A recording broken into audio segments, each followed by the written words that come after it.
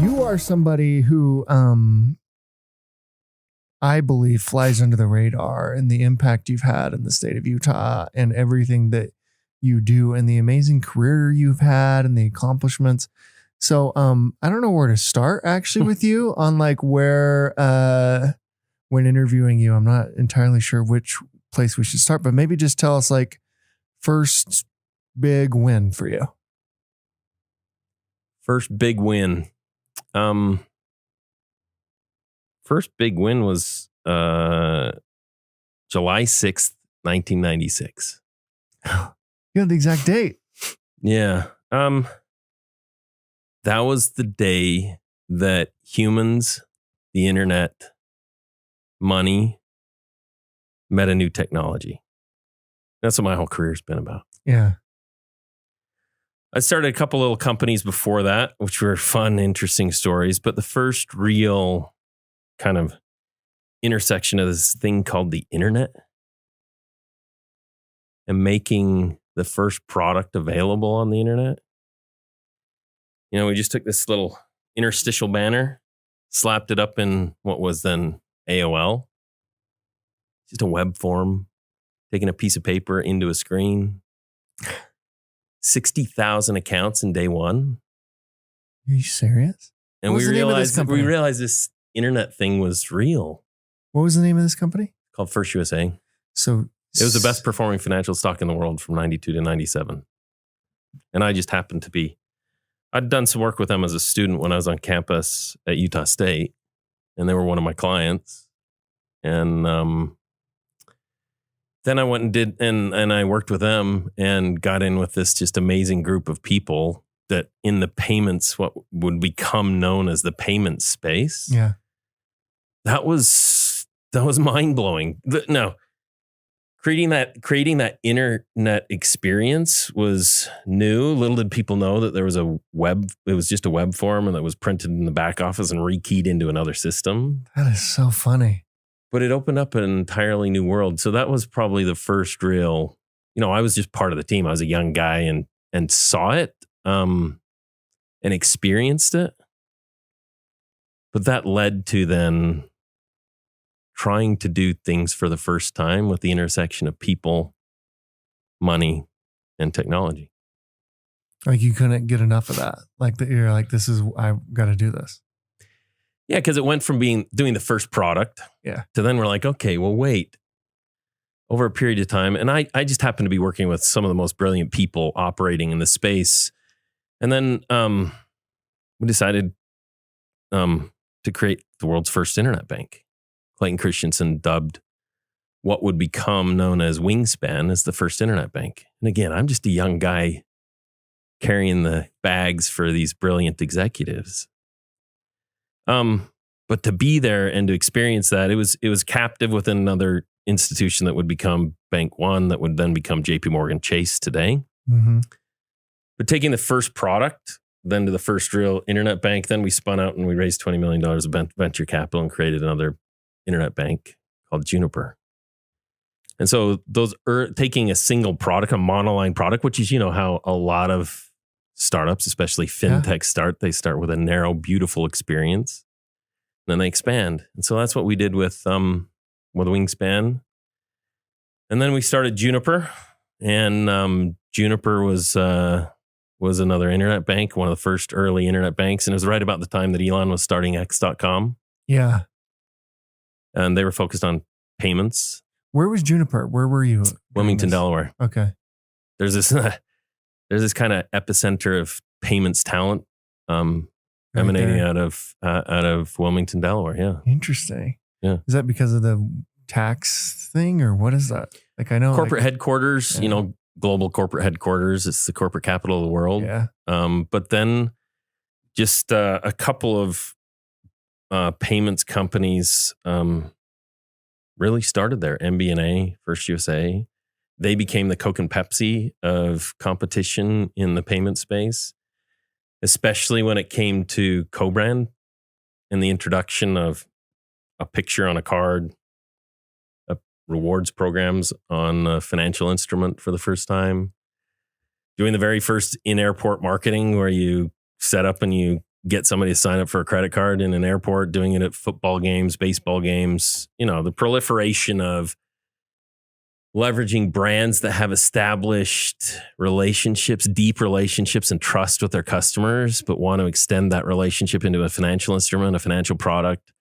Many times the first step into that is through a credit card. You're starting to see that change. The financial industry is now changing quite a bit. So that was those were the early days.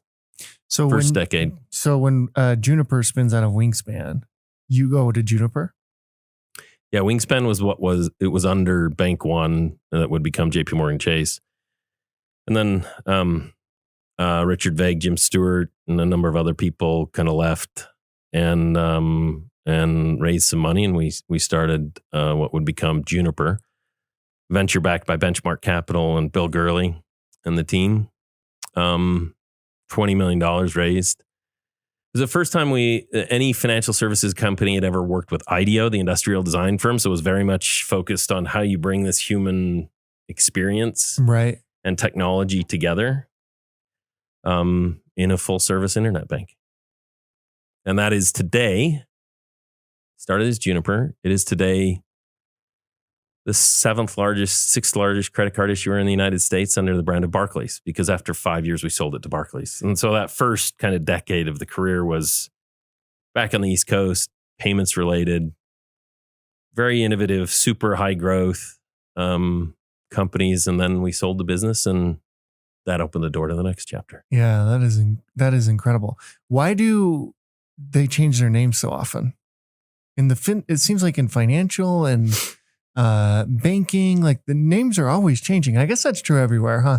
But for some reason, it's more noticeable to me when banks do it.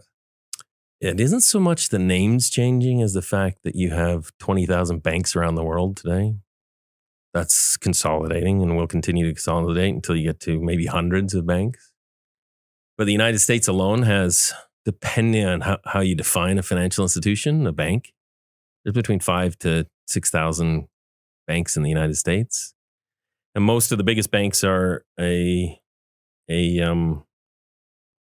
amalgamation of acquisitions over time. So they get acquisitions lead to acquisitions. And so that's why a lot of institutions change their brands. In this case, though, with Juniper was a de novo startup, just like you see many of the startups here in this amazing ecosystem we have in Utah. Yeah.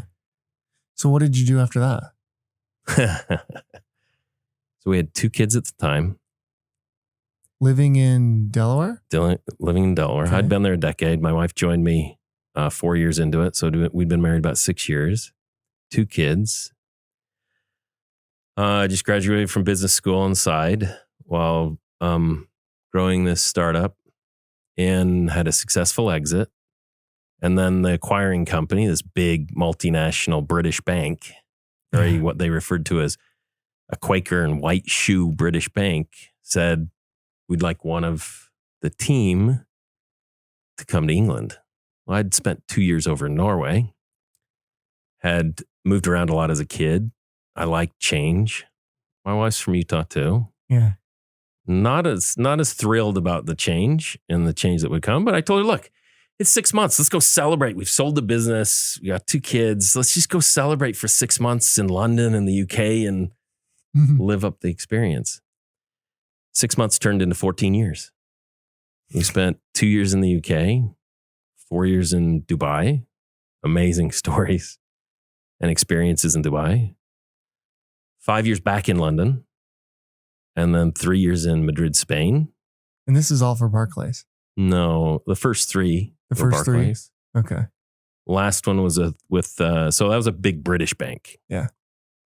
And then the last one was with BBVA, one of the biggest Spanish banks. And it's really interesting to contrast the experiences of American institutions, headquartered institutions, British, Spanish.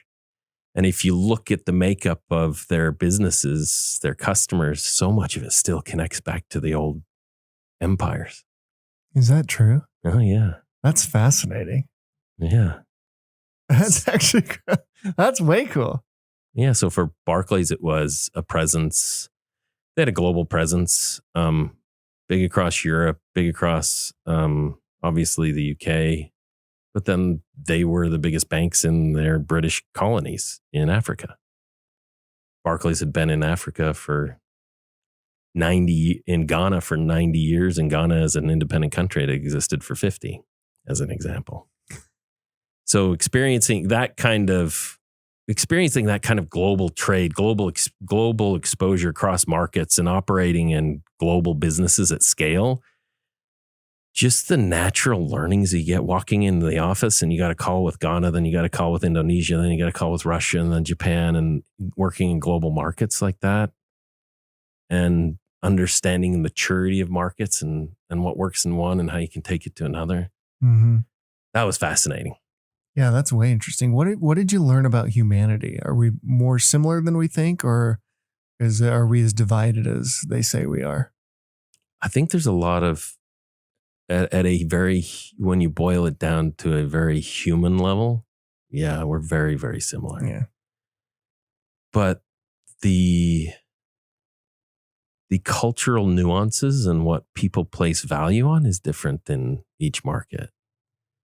Just a simple example of, in many of the African markets, if you walk into a meeting, a board meeting, or into an executive meeting, or just working with the teams, it's really important to shake everybody's hand and go around person by person, shake everybody's hand, look them in the eye and say hello. Culturally, in Latin markets, it's a little bit more flexible on when the timing of when a meeting may start. But equally, it's really, really important to get to a relationship level of trust before getting into business. And that's really important when building really lasting relationships with people that you can build on over time. And some cultures are more comfortable making decisions that translate into execution than others. But at a real human level, when it comes down to a nice dinner, whether in Spain that dinner starts at 10 or 11 or even later PM. That's wild. Versus 5, 6 PM in the US, it's quite different. Yeah. Tell me about Dubai. Why is Dubai so incredible? Well, so we moved to Dubai in 2007 to 2011 is when we were there. So right during the financial crisis. And for the first 18 months, it felt like, for the first 2 years, it felt like Dubai would actually be immune to the financial crisis. So the rest of the world was going through this thing called the financial crisis. Whereas in Dubai, real estate was still appreciating 40% per annum. The most cranes in the world were either in China or they're in Dubai. And there are these, what in the banking world is referred to as money center or trade centers. And Dubai became the gateway from the world into the Middle East. And as a cultural kind of meeting point. But Sheikh Mohammed is one of the most brilliant innovators of the history of the world, I think, in that he saw that in the state of the United Arab Emirates, there are 7 states, and Dubai is one of them. Abu Dhabi is another. Abu Dhabi is the rich one, or the one with the largest sovereign wealth fund in the world. And Dubai, that's because they have the oil. Dubai was running out of oil, and Sheikh Mohammed realized that. And so he created a destination, a trade destination and a vacation destination for Southeast Asia, for Eastern Europe, and from Africa as a meeting point. And he created this so people would fly from Accra, Ghana, or from Nairobi, Kenya to Dubai to get Legos for their kids. Because they could. And Sheikh Mohammed created world first class living. And what that they've created as a city and as a destination's pretty remarkable. But they've retained a lot of the culture of the local Emiratis, as they refer to them. Like you can't drink alcohol there, right? You can. Oh, you You can. have to have a license. Oh, I was going to say. And that was fascinating to be there during Ramadan. And, the Starbucks or the McDonald's or the restaurants would just have curtains up so that if you were partaking of a beverage or eating during Ramadan, which is a fast from sun up till sundown, you were allowed to do that, but you were asked to have respect for others that were practicing their... Don't flaunt it or whatever. Yeah. And so you could go behind the curtain and order, but even in the workplace, it was you were requested to be somewhat discreet in how you if you were not fasting during the full 40-day fast that they do. But boy, the iftars to celebrate every night, incredible feasts and bonding experiences with the locals, and many of those that practice the Muslim faith. Yeah, that's incredible. But Dubai is endlessly fascinating to me. Yeah, to walk. Our kids went to school. Our kids are great skiers in the state of Utah now, but our kids learned to ski in Dubai. Oh, that's cool. So our kids would go to school and then walk, or my wife would take them to the mall and they'd learn to ski indoors for 90 minutes once a week, year round. That's cool. But what's fascinating about Dubai and the leadership of Dubai is constantly wanting to do the next big thing. And there's a lot that can be learned from just pushing the boundaries in every industry, in everything that they do. The world's first 7-star hotel, right? Who creates? There's no such thing as a 7-star hotel, but they created the world's first 7-star hotel. And there's other great examples. We were there. My father-in-law, a great man, and my wife was a state rodeo champion here. So we grew up with horses, and my father-in-law came to visit us, and family came to visit us in Dubai. And so I thought, okay, we can take him to the world's richest horse race, which is in Dubai. Or we can take him out, and had a lot of great cultural experiences. But I said, let's take him to the camel races. So we went to the camel races. We show up at the camel races, and the kids are sitting on the roof of our SUV, blonde-haired, tow-headed kids. And after the races finish, because you could literally just pull up and park next to the track. After the races finish, somebody pulls up across the track in a white X5, gets out in the local dress, and he just shouts at us across the track. And he says, "Would your kids like to come see my camels?" And we said, "Oh, that sounds cool." Father-in-law, mother-in-law are there. And so we get the kids in the SUV, and he says, "Just follow me." So he's driving on one side of the track. We're driving on the other. We drive back around for over a mile to what was back to his eventually compound. We pull into the compound, and we go into his maraba, which is the kind of hosting area where they have dates and coffees and that kind of stuff to host.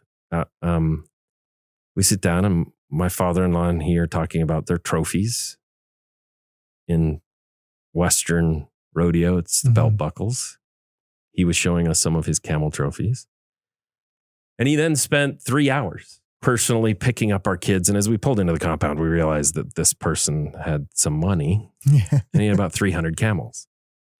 And he started taking my kids around, and he would personally lift them up and put them on the camels, and they walked the kids around. And we were about 2.5 hours into it when we realized, and he shared with us, that his last name was Maktoum. Maktoum is the ruling family of Dubai. Oh, wow. And he just spent 3 hours talking to us about how they loved Americans and how grateful he was that we were in his country. And while he had a lot of people that could have helped, he personally took our kids and walked us around, and we were just total strangers. That's cool. And we had lots of experiences like that of the locals just welcoming us. And that was one example of Dubai. What do you do after you get out of the big bank business? Well, when I was in Dubai, that's when blockchain, Bitcoin was really heating up, and a lot of it was heating up in Africa, especially in Kenya. And there was the world's largest mobile money service of sending money over mobile phones had started in Kenya. Why is that? Because people wanted to be able to exchange money, but they weren't exchanging money. They were exchanging mobile phone credits. So minutes on a mobile phone became the currency. And so as you saw, it was called Safaricom, and M-Pesa had just exploded in Kenya. And so there's 16,000 plus merchants that started to be able to, they just started to accept mobile phone credits for a loaf of bread or for a piece of, for any kinds of goods. And it became to the point where 40% of the GDP of this country, Kenya, was going through M-Pesa. And then you had the Bitcoin and the blockchain connection to it. And so at that point, having done the early days of the internet, seeing the next wave was going to be mobile, ended up building the first mobile money service in Europe. And that was person to person, using a phone number as a proxy for a bank account to be able to send money from one person to another.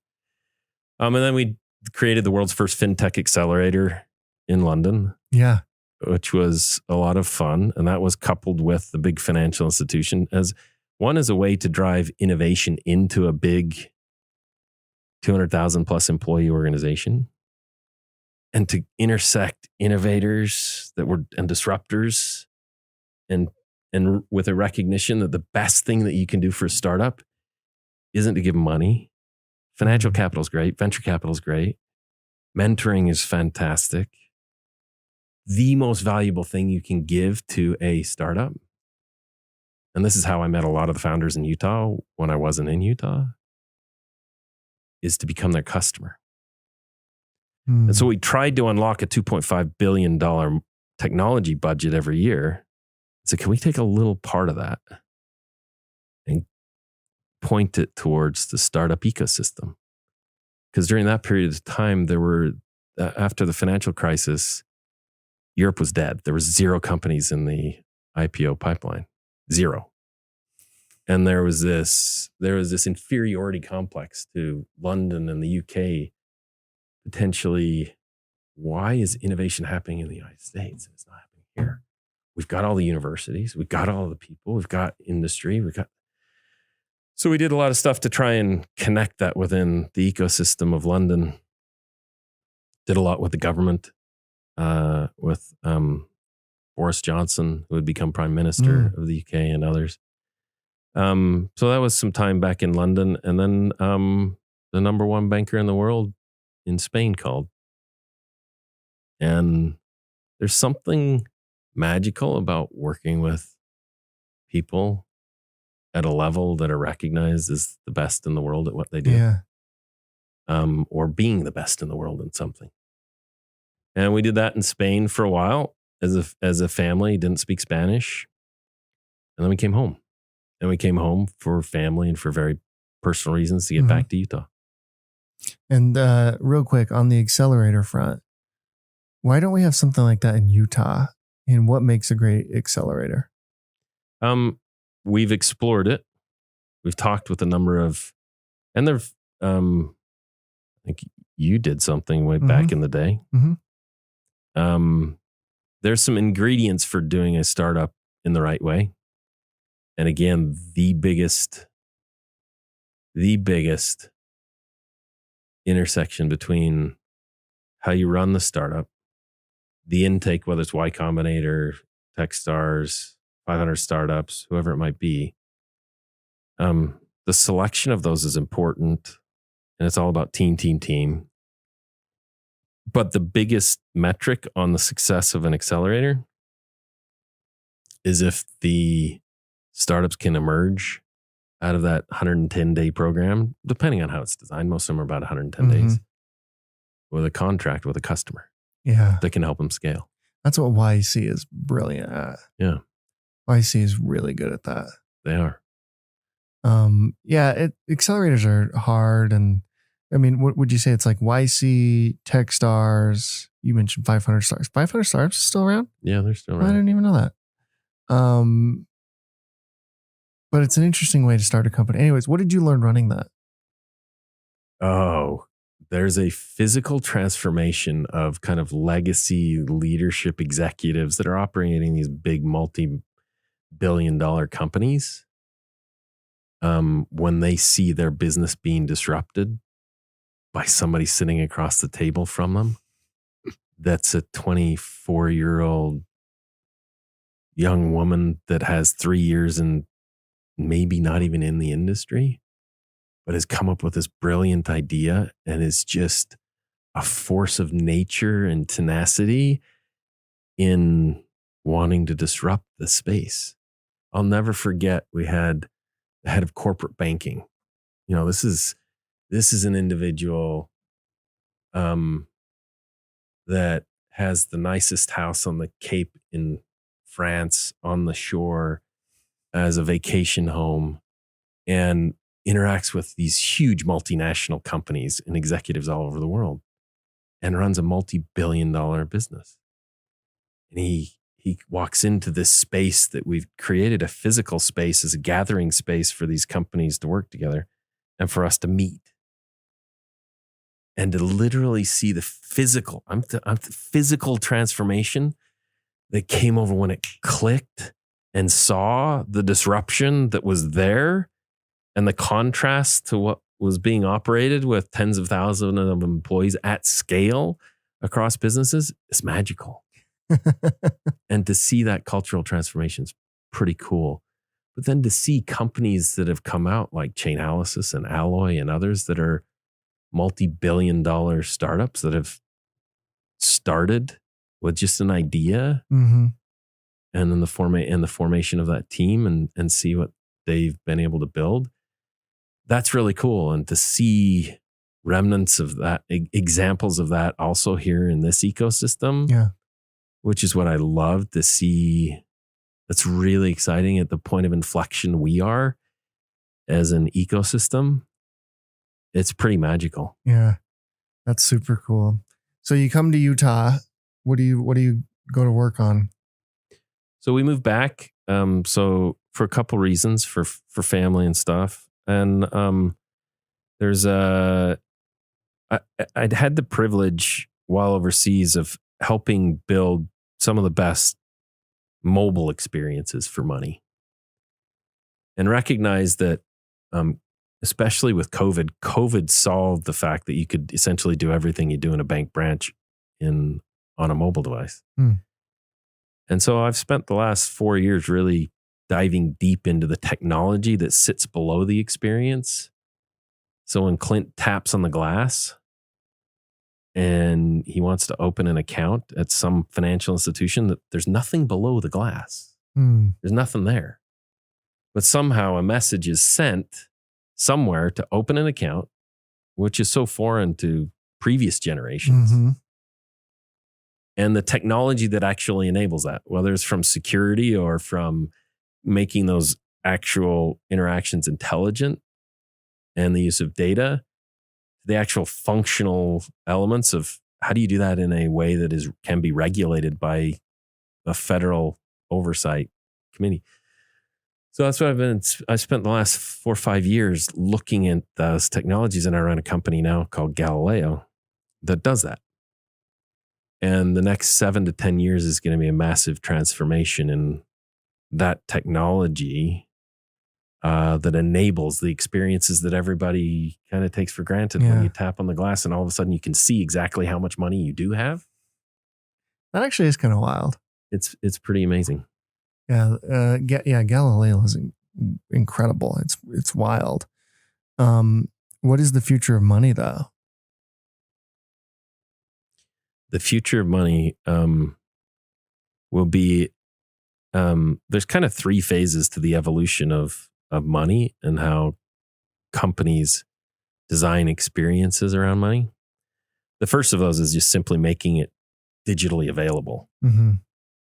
You know, a shocking statistic is one of the world's largest banks, $70 billion market cap company, 200 million customers around the world. Today, only 55% of their products and services are even available on a mobile device. Today? Today. versus Nubank out of Brazil, 100% digital, and they now have 100 million customers. It's 100% digital. And you contrast those businesses, it's pretty interesting to contrast them as you look through those metrics. So the first phase has to be digital. It will be digital. Now that'll be digital assisted, DIY, or do it together, depending on which model you're looking at. The second phase of it is how do you make those interactions intelligent? So it's not just a dumb interaction that you ask me for the same information I've always wanted over time. That's intuitive for us. But the next real phase, and we're well into those two phases. The next real phase is where AI comes into play, and you can't leverage AI unless you've got the right data. Mm-hmm. But AI will dramatically improve the end user experience and the way companies operate to help you as an individual manage your money, as well as companies manage their money. Things that have been manual in the past, that have taken multiple steps, will be seamless. They'll be real time. They will be immediate and won't require thought or decisions. The greatest stress in people's life is money. Mm-hmm. And we as humans learn through behavioral economics is that most people don't like making decisions, especially when it comes to the biggest stress in their life. So we're moving to a point where a lot of those decisions can and will be removed for us by leveraging best-in-class capabilities and technologies. But an example of where are we heading? You could be driving down, we were talking about Tesla before. You could be driving down in your Tesla or your smart vehicle that's taking you from one destination to the other. That's what your financial institution will do. It will move you from one institution to another, but those will intersect while you're driving. Let's say you and the family decide you wanted to drive up to Ogden Valley, and you're just driving around Ogden Valley after a good day up at Snow Basin. Mm-hmm. You decide, maybe we should get a place up here.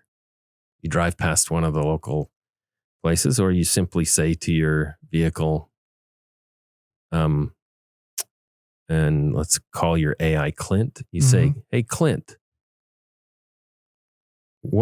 find me a home in Ogden Valley.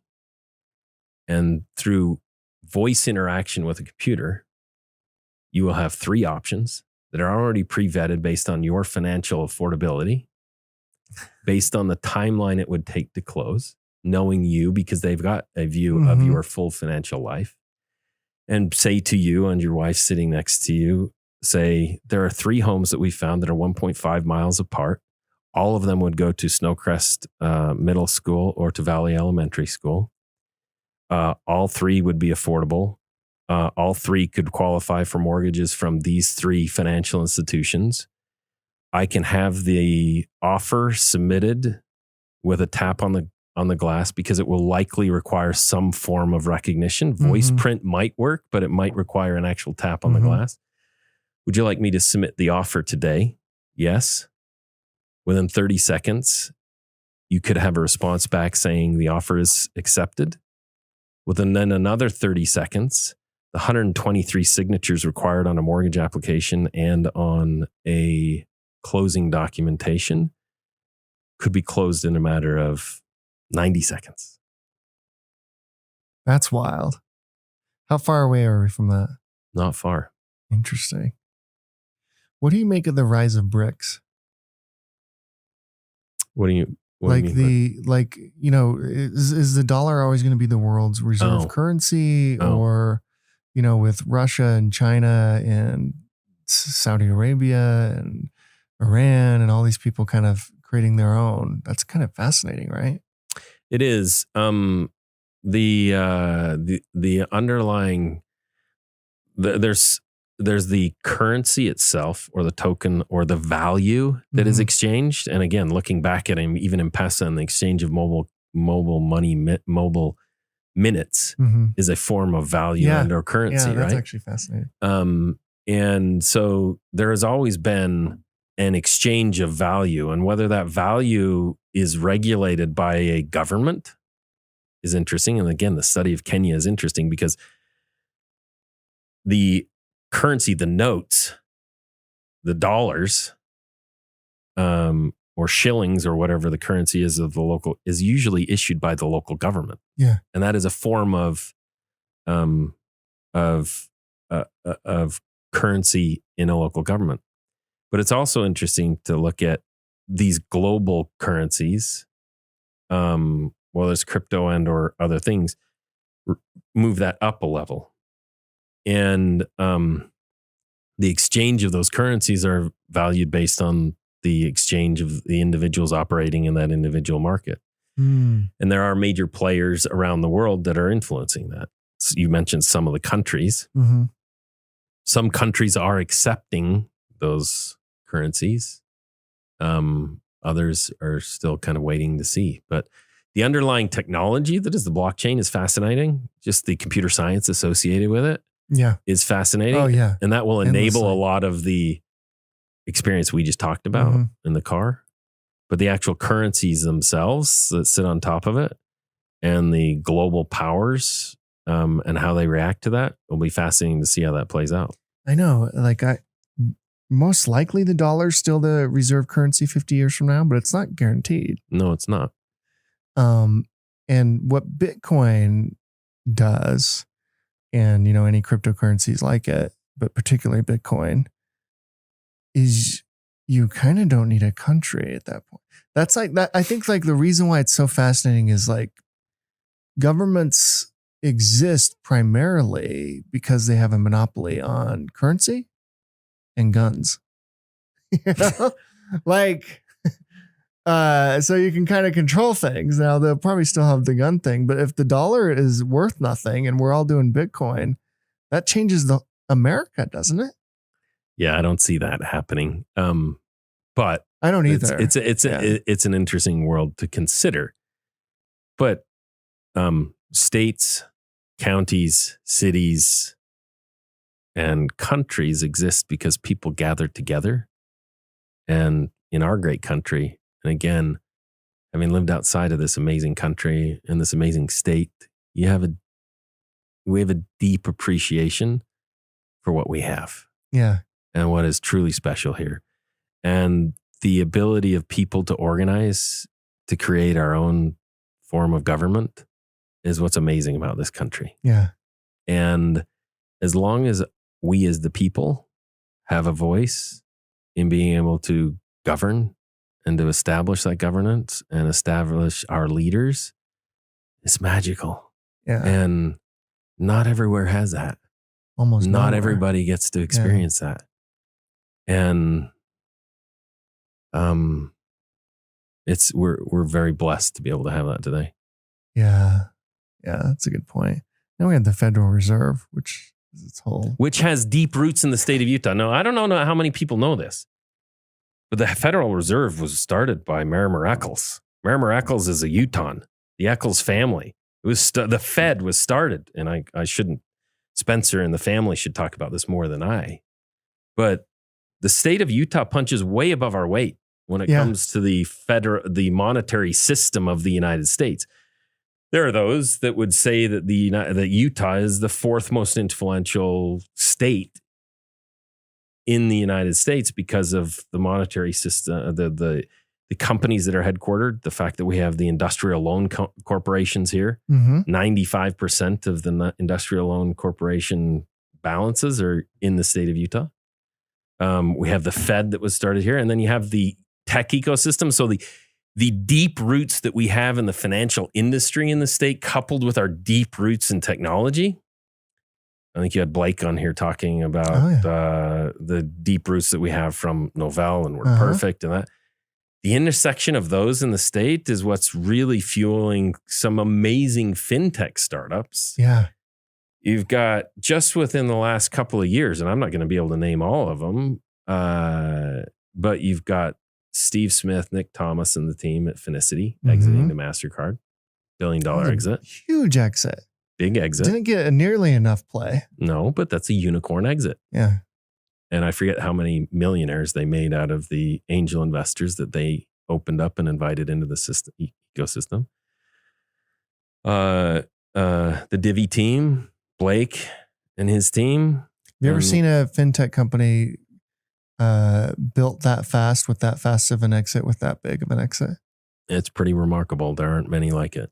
I mean, Yeah. I think it was like 5 years. Yeah, it was remarkable. I remember sitting with Blake when he was drawing it up on his whiteboard, and what he and the broader team did there is pretty remarkable. But then you have Clay Wilkes and Clay and the Wilkes brothers and what they mean to the payments ecosystem in the United States.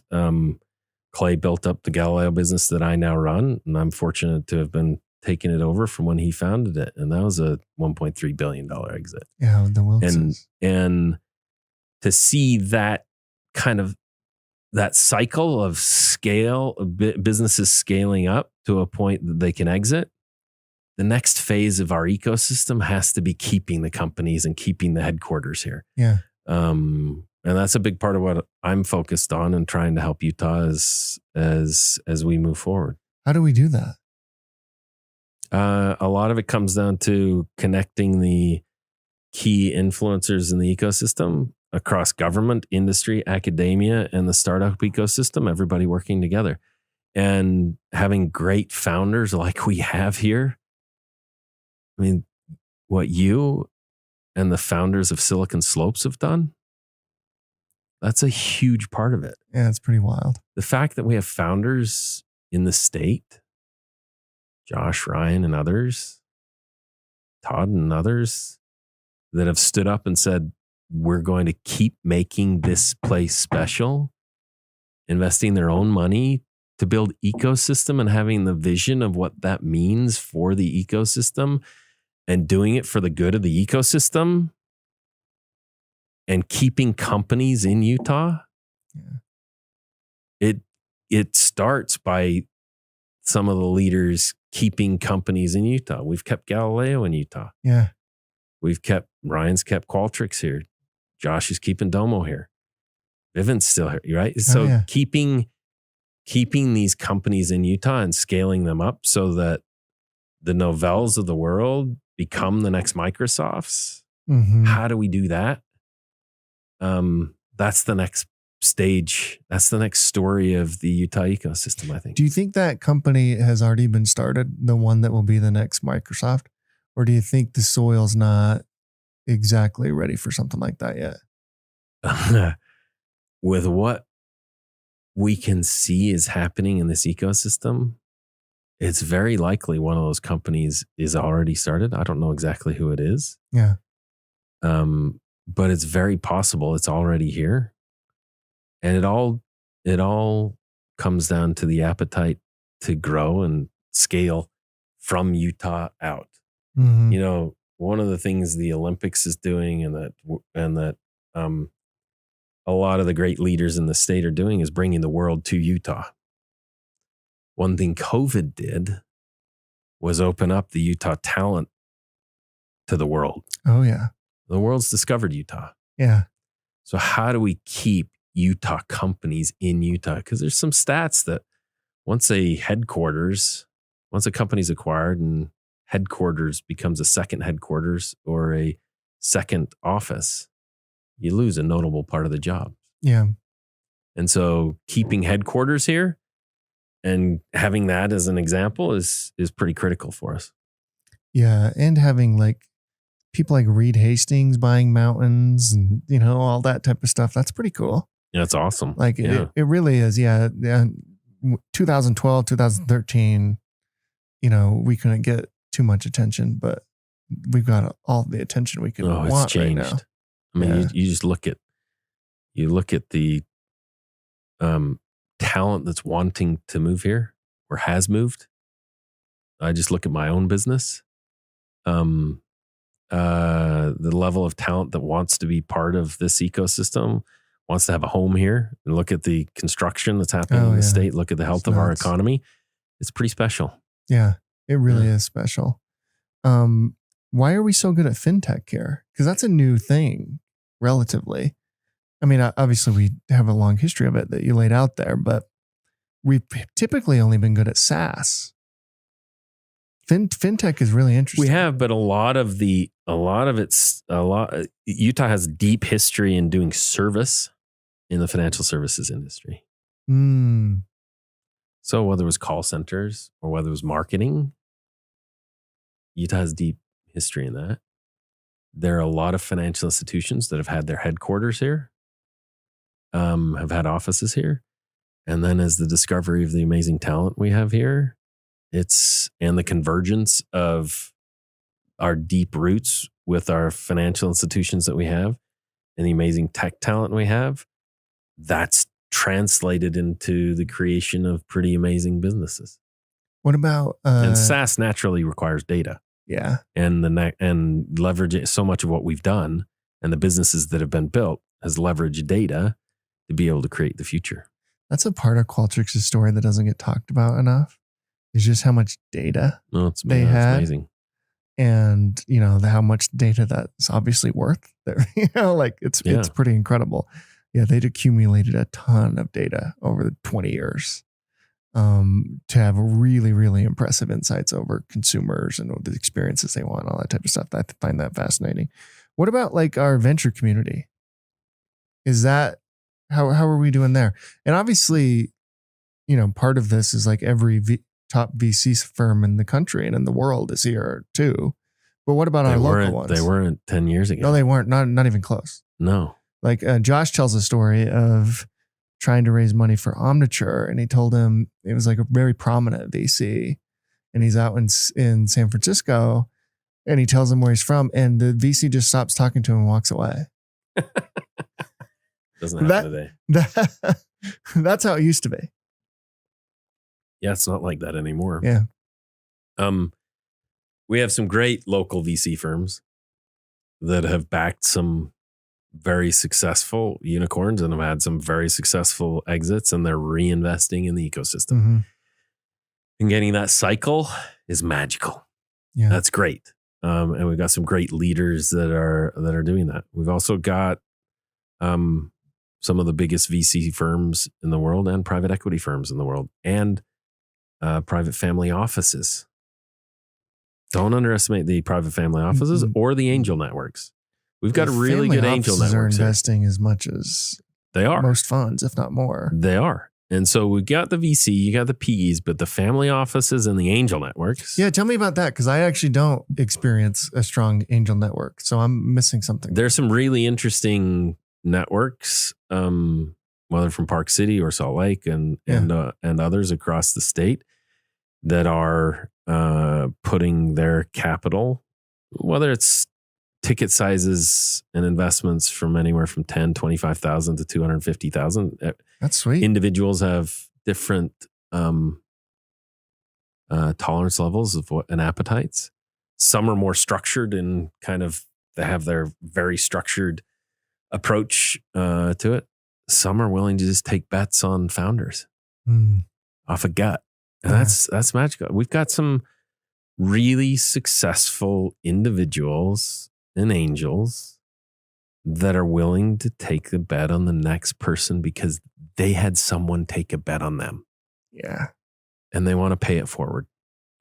And it's magical. Yeah. And we've got a really good grassroots kind of angel network. It's building, but especially you see that a lot in the family offices too, wanting to invest in. They're super active. They are. The family offices are unbelievably active. It kind of freaks me out how active they are. It's so awesome.